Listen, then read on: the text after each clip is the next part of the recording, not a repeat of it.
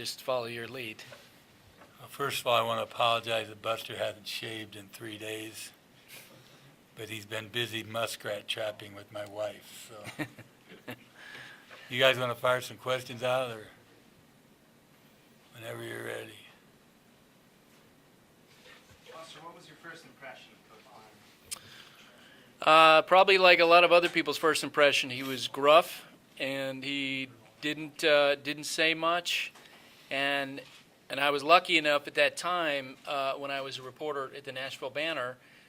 There where they practiced, McQuitty Gym was about a mile from where I lived, and it was about a mile from where his arch rival also played, Belmont.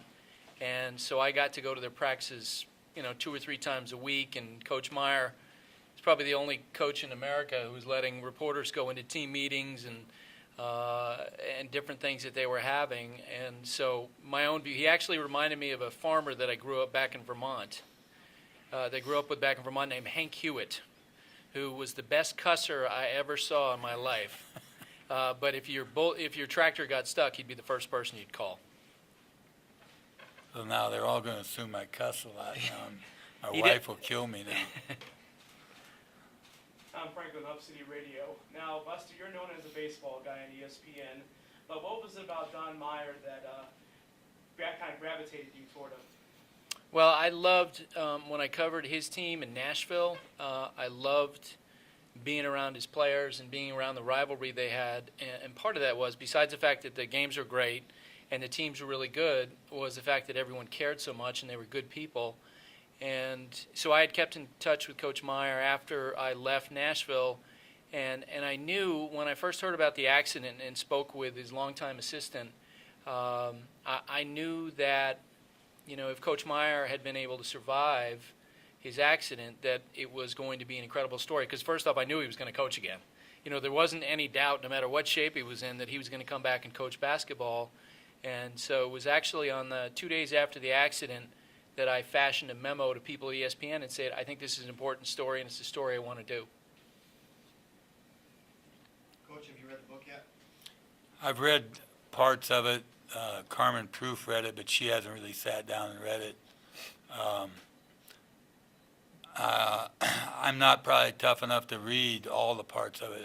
I hear parts of it and see parts of it, see the video different times, and it just, that I was able to get through it is just a miracle, basically, and be alive today.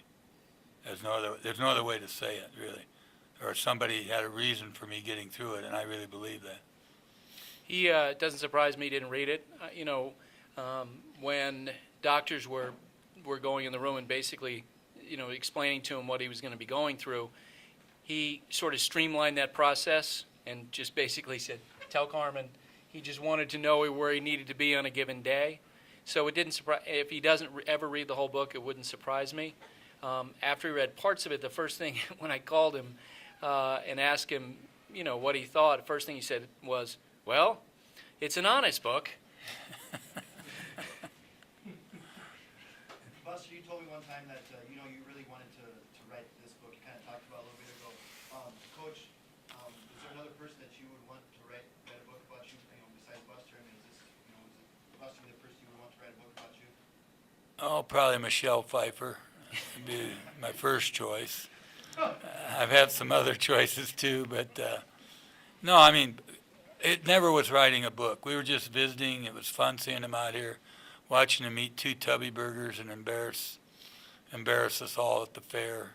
Just snatched up the one his little daughter was nibbling on out of her mouth and started eating it and said, you've had enough. And 2 Tubby burgers within minutes of each other, That's probably, a good quarter of beef right there in one setting, and he did it. But it was always fun talking to Buster. I always wanted to make sure he had everything he wanted, and he always said, I've got enough for now and all that. So the thing that made the book good was all the footage that ESPN did, I think, don't you? That had you asking all those questions to background people, and then he's so thorough in his research. I mean, he is so thorough. Every book's going to be great.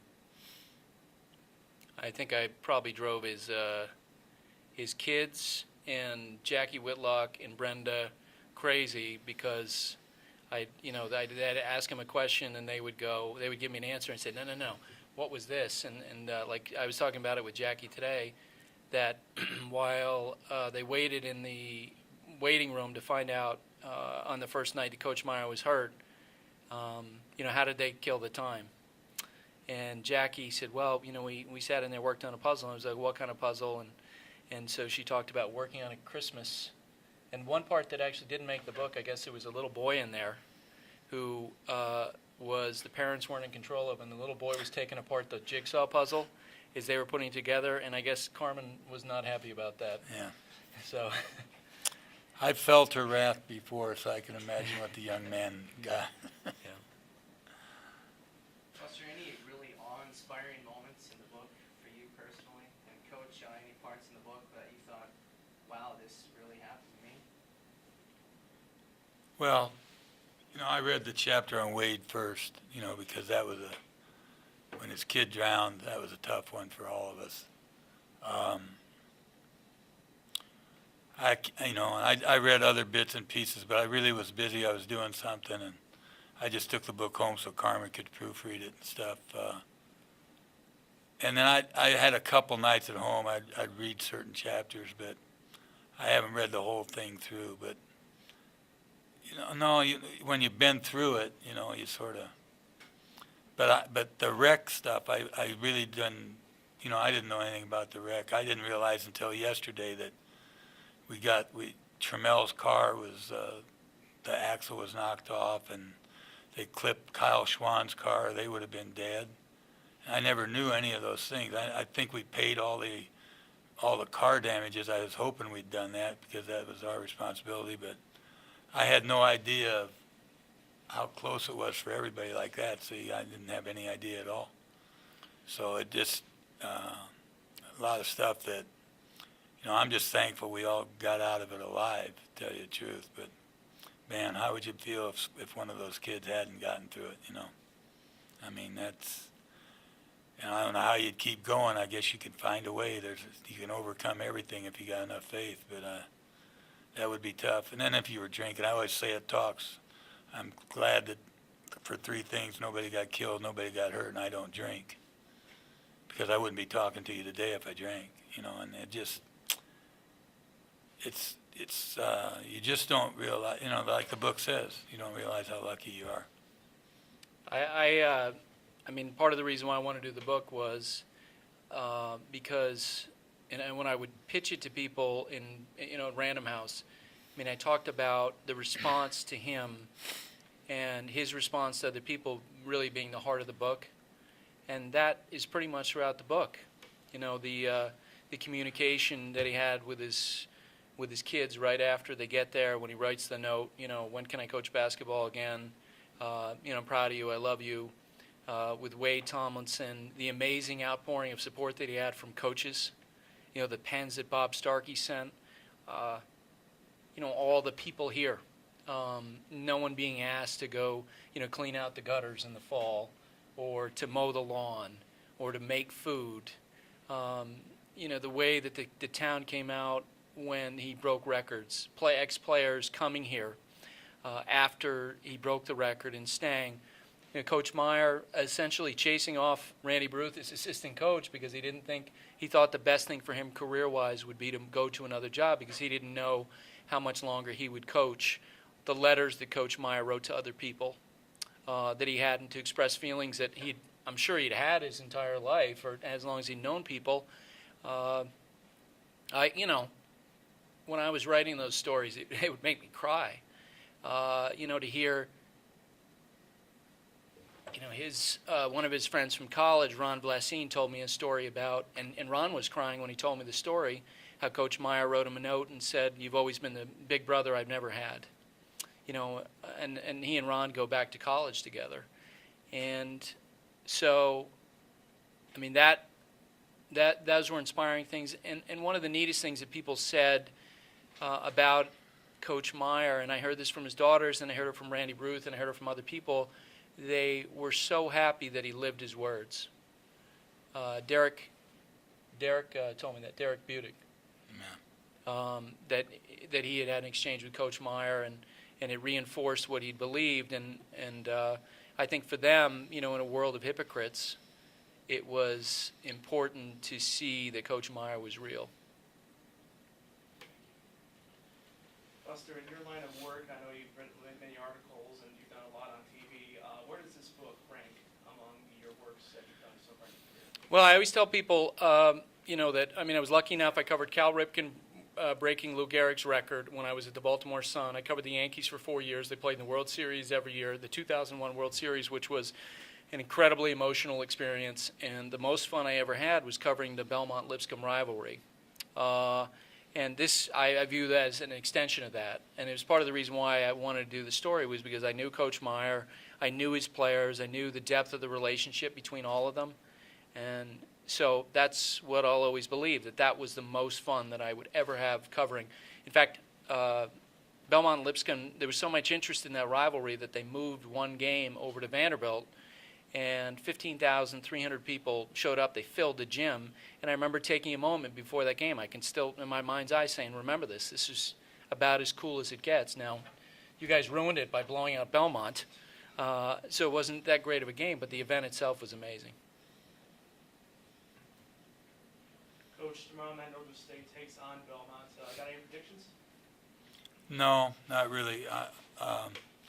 Exhibition games are not really, they're there to learn about your team. You don't care whether you win or lose. The worst thing that could happen to Northern would be to win it, because then the kids would think they were better than they were and that type of thing.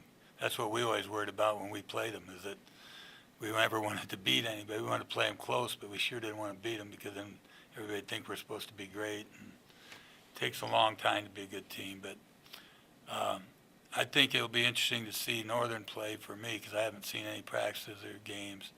It'll be interesting to watch Rick Byrd coach and see if I can see any differences. I think he's a different coach than he was when we competed. But it'll be he's a great guy, and he's organizing a lot of things, and it'll be very interesting to see that game. It'll be two very well coached teams. It's tough for Paul because it's his first year, and that just makes it tougher. But Rick's a great coach, and Paul's going to learn a lot going against him. So you bought your season pass already? What?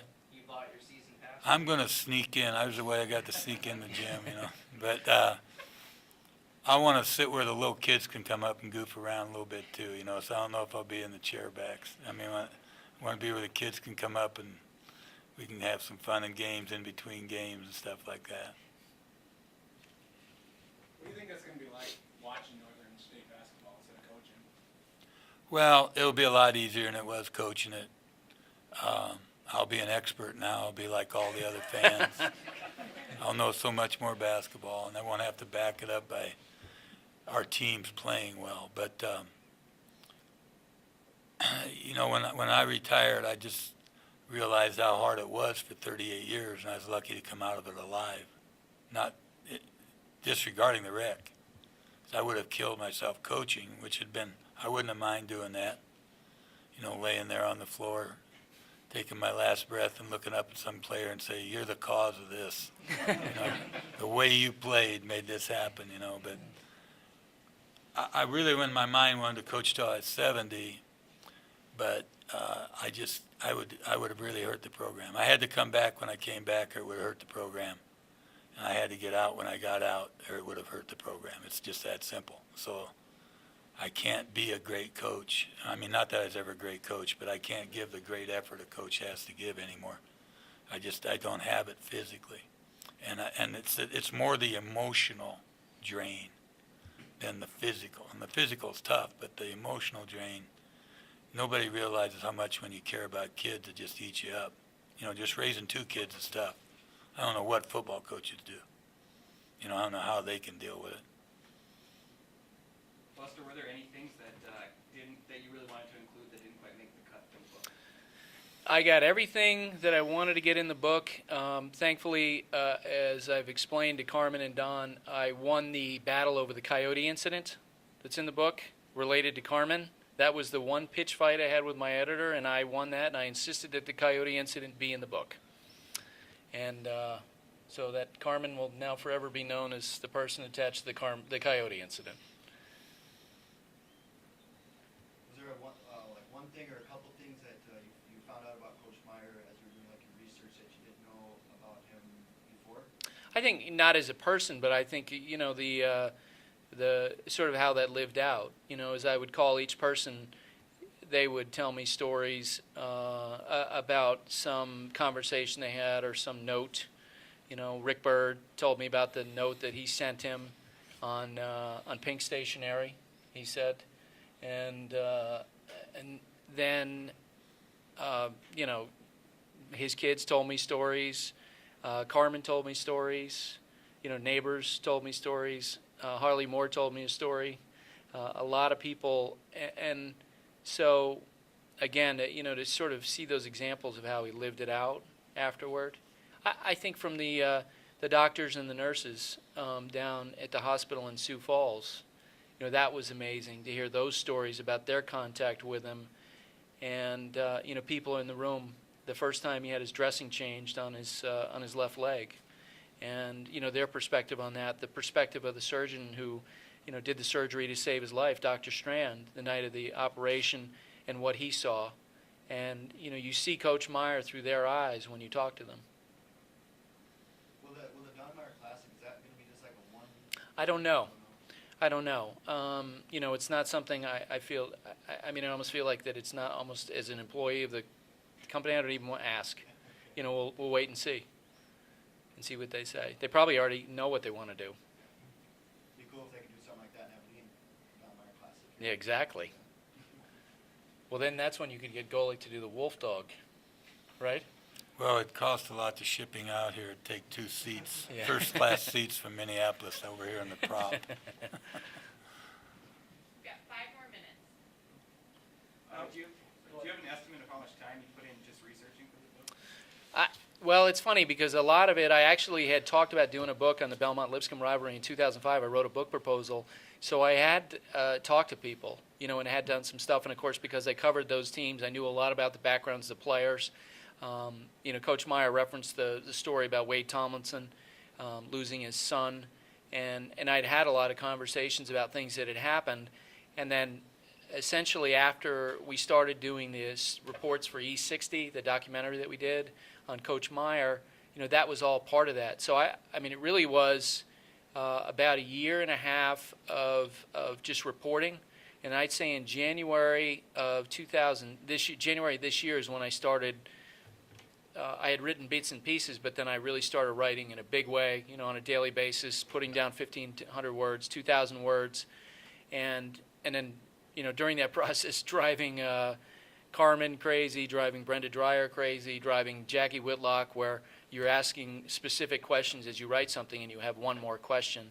So I'd say, you're doing research as you're doing the writing, and the book was finished in April. Now, Coach, I know there's been a lot of interest in your book. In fact, I think there's some people lining up to get your book signed outside. But what does it mean to you, Coach, that so many people are interested in the story of Don Meyer? Well, I'm hoping that we'll make a lot of money so Buster can break loose from that poverty-ridden existence he's living and maybe invite me out to his Malibu beach estate Oh, and boy. stuff like that. But no, the thing that goes through my mind, I just want the book to help some people. I think if it helps a few people sort a few things out in their life, that's great. And if it has to be a bad example of what I did that they don't do, that's fine. If it's something that we did right and got lucky, then that's fine too. But that's the thing I worry about, and that's the thing I'm always concerned about when I go out and talk, is that I say the right thing so I don't, screw up. I do that quite often, so I want to try to do a good job of saying the things that'll help the people that are in the audience. So we've got the book. What is the status on the movie? There's no status. I had some conversations during the summertime with some people who are involved in it. And after I got done with those, I was like, you know what, I'm just going to wait for the book to come out. And I have no doubt that it'll be made into a movie. I don't know who would do it. I don't know what form. But I've had friends say to me who've read it, family members who've read it, say, if you're an actor, you want to be Carmen Meyer in the movie. if you're an actor, you want to be Don Meyer in the movie. And again, I have no idea who's going to, but I have no doubt that within a short period of time, that someone is going to say, you know what, that's something I want to do. Because regardless of what's in the book or what's not, I mean, you knew that when Coach Meyer came back and coached it all in that first game on November 17, 2008, it was going to be an amazing comeback and an amazing story, and that someone would want to do a movie on it. And I think all the elements, that have been comprised within his life since then, all the reconnections make it only more compelling. Who plays you in the movie, Coach? I've got one. Some guy that not afraid to cut off part of his left leg halfway through the movie, It's I been don't my family has had a lot of fun with that. My siblings all read the book as I wrote the manuscript from chapter to chapter, and they're like, Ed Harris. It's got to be Ed Harris. It's got to be Ed Harris. And now I think has more to do with just the baldness. Okay, I think there's more about the personality that they see in Ed Harris, and not just the baldness. We saw him in radio, Yeah. and we're watching it out in Colorado, and it was sort of funny. He played the role of a coach pretty well, as far Yeah. as, and that type of thing. Buster, if you could sum up Coach Meyer in 3 or 4 words. Wow. Wow. Can I think about that one? You want me to sum up Buster? No, don't. No, I don't. No. 3 to 4 words. Thing about Buster going to ESPN a few times is everybody knows him, everybody respects him, and there's no bull. I mean, they just come out and say what they got to say, and he does the same thing. I mean, it's sometimes when you get out to either coast, you got to cut through a lot of crap before you get down to being real, but he can do it right away, and he's got immediate respect from all the people there. That's what's the best thing about it. I'll do Coach Meyer in one word, and real. I would say real is a good way to describe him. One more question. Where's Cliff Lee going, Buster? 2 months ago, I would have said 100% chance he goes to the Yankees, and now I think it's more like 50-50. I think the Texas Rangers are emboldened by their success this year and the fact that they have a lot of money and a lot of deep pockets, and they're going to go hard after him. Been to Target Field yet? I have not been to Target Field, but I hear it's great, and I can't wait to go. I've heard great stories about it. Think the Giants can repeat? I would say that I would say there probably will go into next year about a 10-to-1 chance odds to repeat. I don't think so. I'm not picking them, despite what Dr. Smith has to say about that. Who's the next coach of the Cowboys? Jason Garrett, actually. Oh, okay. Yeah. Actually, I'm curious to see if our ESPN colleague John Gruden winds up being interested in that job, because he certainly is high profile enough to do that job. Oh, look at you, skeptical. Well, they got Garrett. I mean, they got Garrett to be the coach. Yeah. But I don't know if any guy would want to coach there and get jerked around by the owner. I mean, he had a great coach. He's had Jimmy Johnson. He's had Bill Parcells. And how long they last, 3 years each. So, I mean, he's always going to be more important than the coach in his mind. And he's always going to think he's smarter than the coach. So why would you want to work for a guy like that? Unless the money was great. But, I mean, I don't know. I don't see it. I mean, a young guy like Garrett getting getting started, maybe so. But a guy like Gruden, I mean, he ought to know what he's getting into with that guy. It's too bad. He's going to be tough on the sidelines during basketball games. Brenda's gone, so you can ask more questions. I was wondering about the Vikings coaching job. How do you feel about Brad Childress? Is he sticking around? Well, I don't know. I mean, I'd hate to coach anywhere in Minneapolis with the way the newspapers are. I mean, there's a couple guys there that, if it's sunshiny, I mean, there's never been a good day and you know who I'm talking about, a couple of those writers. I mean, I got to feel sorry for them with their attitude, but I guess that's in every town. But, you know, it'd be interesting to know who made the move to get Moss, who made the move to get rid of him. Once again, you know what you're getting.